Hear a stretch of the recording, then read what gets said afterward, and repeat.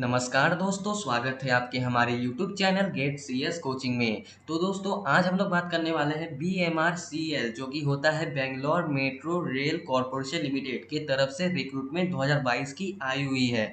आगे बढ़ने से पहले मैं आप लोगों का दिल से धन्यवाद करना चाहता हूं क्योंकि आप लोगों ने पिछले वीडियो में कुछ अच्छा ही रिस्पॉन्स दिया है। आप लोगों ने वीडियो को लाइक किया है और अपने डाउट रहते वीडियो में कमेंट किया है। इसी तरह से अपना प्यार देते रहिए और हमारे चैनल को सपोर्ट करते रहिए। तो चलिए अब हम लोग नोटिफिकेशन की ओर बढ़ते हैं। तो आप यहाँ देख सकते हैं इनकी तरफ से जो रिक्रूटमेंट आई हुई है वो आपका जो अपॉइंटमेंट होगा वो एक कॉन्ट्रैक्ट बेसिस पे ही होगा। मतलब आप ये सिर्फ एक कॉन्ट्रैक्चुअल जॉब है, ये परमानेंट जॉब नहीं है, ये बस एक कॉन्ट्रैक्चुअल जॉब है।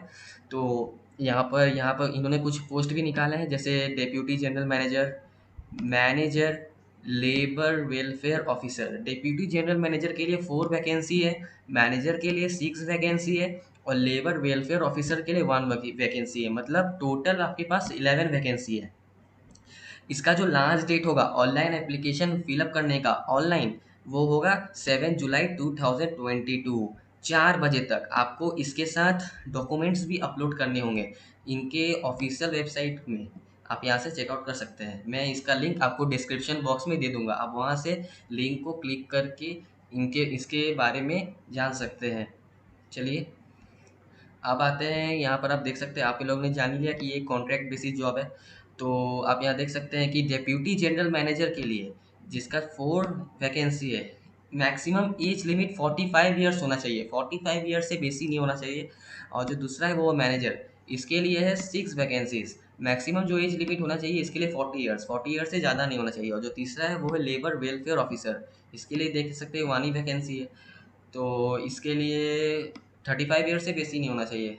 ठीक है, एज बहुत ही अच्छा है, आप लोग अच्छे से अप्लाई कर सकते हैं। कॉन्ट्रैक्चुअल है तो क्या हुआ, आप इसमें अप्लाई कर सकते हैं, आपको सीखने के लिए बहुत कुछ मिलेगा। ये बहुत ही अच्छी जॉब अपॉर्चुनिटी है। तो आइए अब एजुकेशन क्वालिफिकेशन देखते हैं।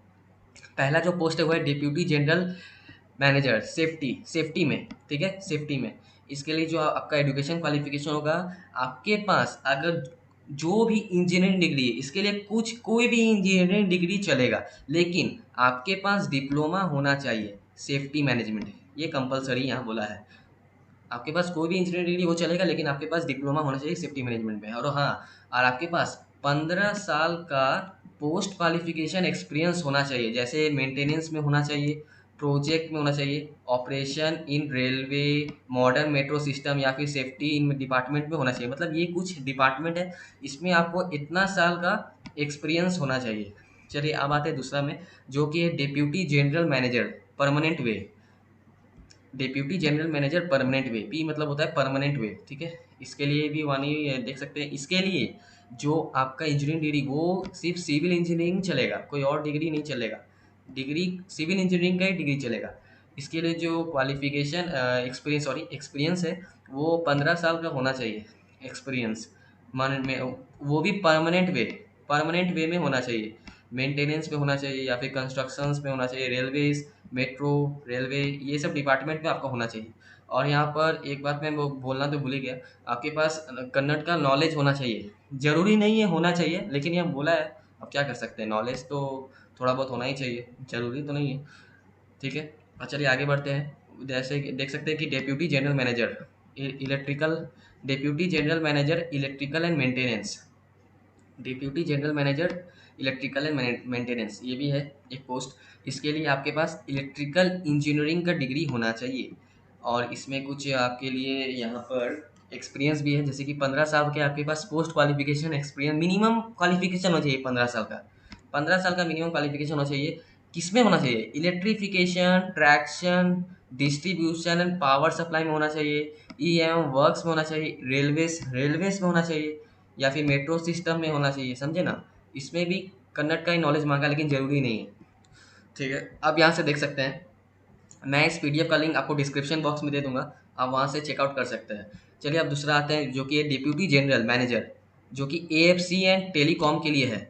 इसमें आपके पास इंजीनियरिंग डिग्री होना चाहिए, लेकिन किस में होना चाहिए, इलेक्ट्रॉनिक्स एंड कम्युनिकेशन में या फिर कंप्यूटर साइंस टेली कम्युनिकेशन में, ये दोनों में से किसी एक में आपके पास होना चाहिए। इसमें भी एक्सपीरियंस मांगा है, 15 साल का मिनिमम 15 साल का एक्सपीरियंस होना चाहिए। किस में होना चाहिए? रेलवेज में होना चाहिए, लास्ट टेलीकॉम सर्विस में होना चाहिए, या फिर प्रोवाइडर ऑर्गेनाइजेशन। ठीक है, इसमें भी वही कनेक्ट का नॉलेज मांगा है, देख सकते हैं। उसके बाद आते हैं दूसरा पोस्ट जो कि था मैनेजर परमानेंट वे। मैनेजर परमानेंट वे, इसमें आपके पास सिविल इंजीनियरिंग का डिग्री होना चाहिए। ठीक है, इसमें भी मिनिमम क्वालिफी एक्सपीरियंस मांगा है 10 साल का। 10 साल के आपके पास एक्सपीरियंस होना चाहिए, जिसमें कि 3 साल 10 माह से, जिसमें कि मिनिमम 3 साल जो है आपका परमानेंट वे में होना चाहिए। किस में होना चाहिए? ट्रैक कम कंस्ट्रक्शन, मेंटेनेंस इन railways, metro railway, railway PSU, ये सब में होना चाहिए। ठीक है, आप यहाँ से देख सकते हैं। लेकिन जो कैंडिडेट अभी मेट्रो रेल सिस्टम में वर्क कर रहे हैं वो भी इसमें प्रीफर्ड है। ठीक है, having the candidate having work in metro rail system will be preferred, आप लोगों को दिया जाएगा। तो अब आते हैं मैनेजर ब्रिज एसएसएम। ठीक है, इसमें भी आपको सिविल इंजीनियरिंग का डिग्री चाहिए। सिविल इंजीनियरिंग का डिग्री, क्या बात है, सिविल इंजीनियरिंग बहुत जगह आ रहा है, बहुत अच्छी बात है। सिविल इंजीनियरिंग स्टूडेंट्स के लिए तो बल्ले बल्ले है। तो इसमें भी मिनिमम क्वालिफिकेशन मांगा है 10 साल का, जिसमें कि 3 साल का परमानेंट वे में एक्सपीरियंस होना चाहिए।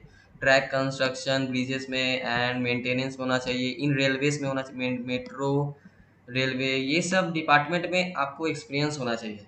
ठीक है, इसमें वही बोला है, जो अगर आप मेट्रो रेल सिस्टम में वर्क कर रहे हैं तो आप यहाँ पर प्रिफर्ड है। नॉलेज ऑफ कन्नड़ डेसिबल, आपके पास कन्नड़ का नॉलेज हो या ना हो कोई ज़रूरी नहीं है, यहाँ ज़रूरी नहीं है, डिसेबल बोला है, आप यहाँ देख सकते हैं। ठीक है, उसके बाद रहता है मैनेजर ऑपरेशंस। इसमें आपके पास डिग्री या फिर diploma in any branch of engineering, कोई भी इसमें इंजीनियरिंग का डिग्री चलेगा, या फिर डिप्लोमा चल सकता है कोई भी इंजीनियरिंग ब्रांच से।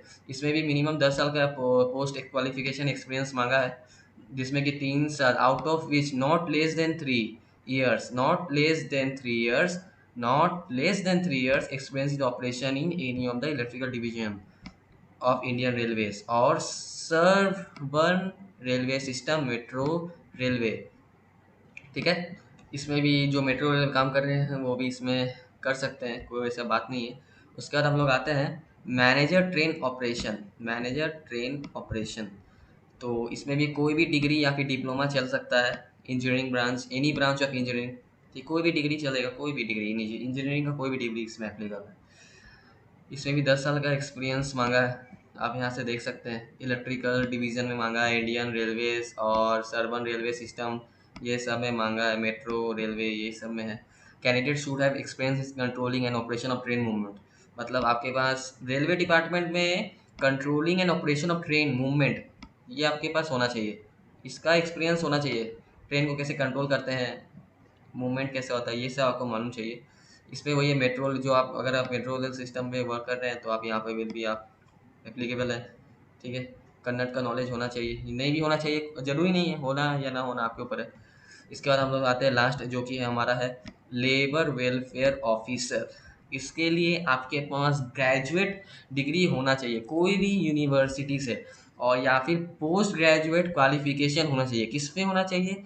इन personal management and industrial relation, या फिर आपके पास पोस्ट ग्रेजुएट डिप्लोमा होना चाहिए किसमें? In personal management and industrial relation, या फिर आपके पास एमबीए का डिग्री होगा तो चलेगा, in labour welfare from recognise university. ठीक है, ये सब में अगर है तो आपके पास एप्लीकेबल है। ठीक है, post qualification experience of minimum, इसमें 5 साल का एक्सपीरियंस मिनिमम एक्सपीरियंस मांगा है, जो कि बहुत ही कम है पिछले। ठीक है, 5 साल का एक्सपीरियंस चल सकता है, कौन सा department? PSU, railway, metro, government, state, central and have handle IR, employ welfare, ये सब डिपार्टमेंट में होना चाहिए। ठीक है, अब आ जाते हैं एक्सपीरियंस में, सैलरी में आ जाते हैं हम लोग, सॉरी। तो डेप्यूटी जनरल मैनेजर के लिए बहुत ही अच्छी पैकेज है, जो कि 1,40,000 की है। मैनेजर के लिए 75,000 की पैकेज है, और लेबर वेलफेयर ऑफिसर के लिए 50,000 की पैकेज है।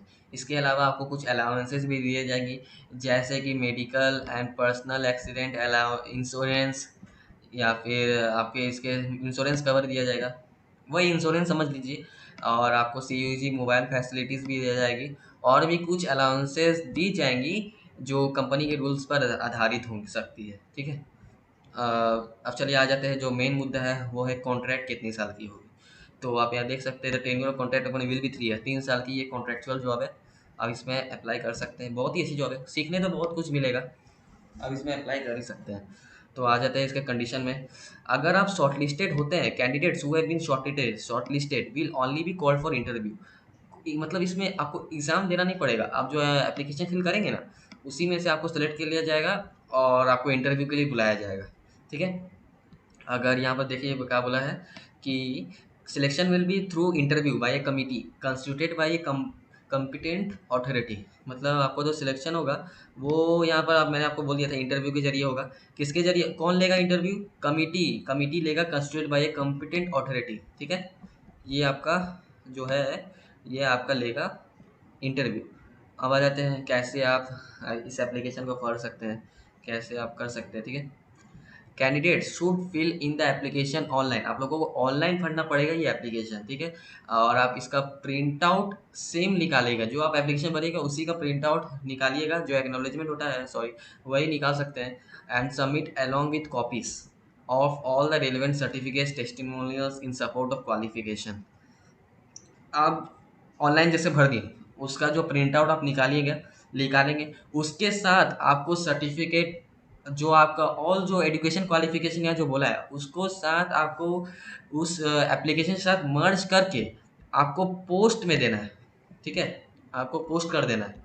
यहाँ जो बोला है देख लीजिए, मैं इस पीडीएफ का लिंक आपको डिस्क्रिप्शन में दे दूंगा, आप इसको अच्छे से पढ़ सकते हैं।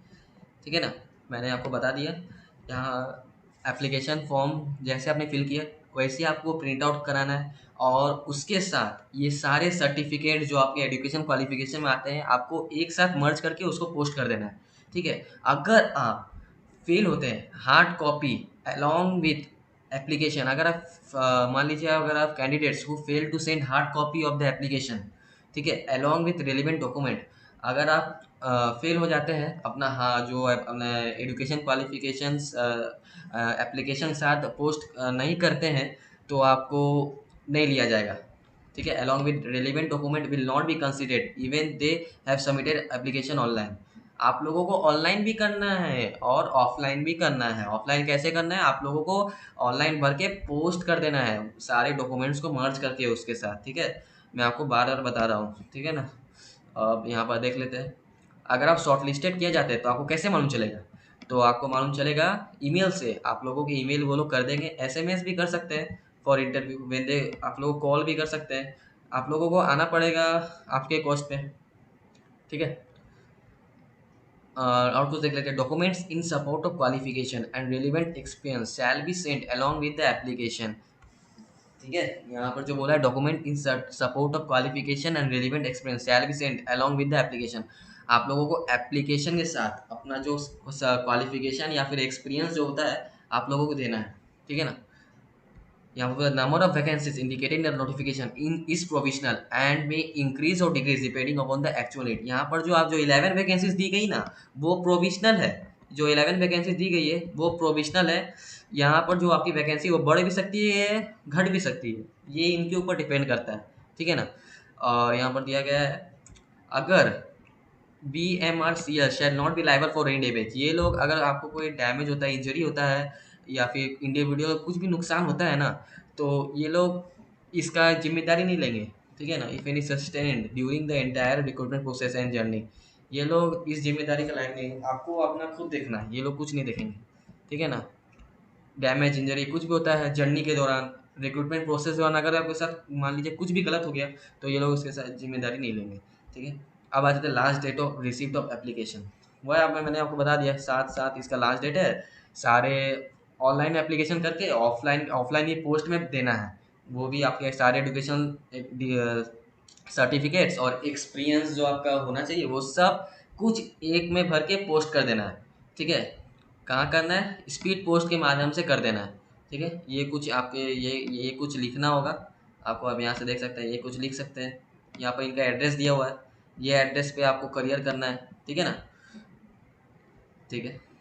अगर while filling the online application if you face any issues challenges kindly send us an email. अगर आपको ऑनलाइन फिलअप करते समय कुछ भी डिफिकल्टी होती है ना, तो आप इसके जो जो यहाँ पर लिंक दिया हुआ है ना, आप इस पे ईमेल कर सकते हैं। ठीक है ना। आप इसका जो ईमेल आईडी दिया हुआ है अब इस पे सॉरी मैंने लिंक बोल दिया, ईमेल आईडी जो दिया हुआ है आप इस पे मेल कर सकते हैं। ये लोग आपके कंडीशन को समझेंगे और जल्दी सॉल्यूशन भी निकालेंगे। तो दोस्तों, अगर आपको ये वीडियो हेल्पफुल लगा हो तो प्लीज़ हमारे चैनल सब्सक्राइब करिए, ठीक है, और हमारे वीडियो को लाइक करिए, और कुछ भी डाउट हो इस वीडियो को रिलेटेड तो प्लीज़ कमेंट करें। Thank you.